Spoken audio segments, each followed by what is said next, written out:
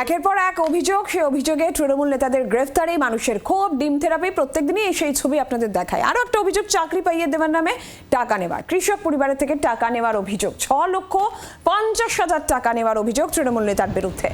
আর সেই ভিডিও, টাকা নেওয়ার সেই ভিডিও সমাজ মাধ্যমে ভাইরাল। যে ভিডিও দেখছেন, টাকা গুনছেন, দীর্ঘ সময় পেরিয়ে গেলেও চাকরি কিন্তু মেলেনি।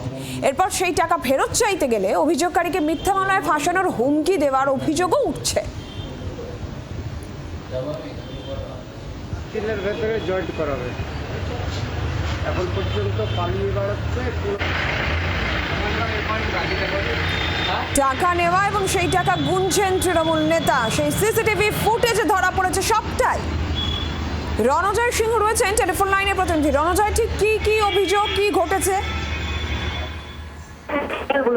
24 সালে এই পঞ্চায়েত যার বাড়ি হচ্ছে হরিশ্চন্দ্র গোলাপ নিকট, তার প্রতিনিধি থেকে তাকে চাকরি দেওয়ার টাকা হয় এমন অভিযোগ, এবং সেই অভিযোগের ভিত্তিতে।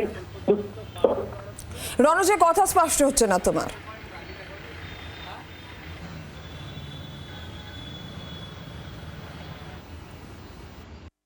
পঞ্চায়েত ডিপার্টমেন্টে সার্ভিস করেন, হ্যাঁ, হরিশ্চন্দ্রপুর তার পোস্টিং। আমার ছেলের চাকরি দেব বলে আমার কাছ থেকে 20 লক্ষ টাকা কন্ট্যাক্ট করে 6,50,000 টাকা নগদ নিয়েছে। তাকে টাকার কথা বললে আমাকে হুমকি দেয়, উনি টিএমসি পার্টি করেন। এখন পুলিশ প্রশাসনের কাছে গিয়েও আমি কোনো সুরাহা পাইনি।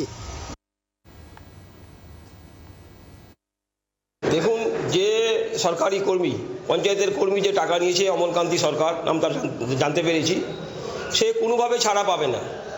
তিনি বিগত দিনে তৃণমূল করেছেন না কি করেছেন আপনারা জেনেছেন। গতকালকেও শুভেন্দুদা বলেছেন, কোনো চোরকে আমরা ছাড়বো না, সে তৃণমূলের কর্মী হোক আর সরকারি আমলা হোক আর সরকারি কর্মী হোক, তার উপযুক্ত ব্যবস্থা আমরা করব। বাংলার আওয়াজ, বাঙালির আবেগ, জি 24 ঘন্টা।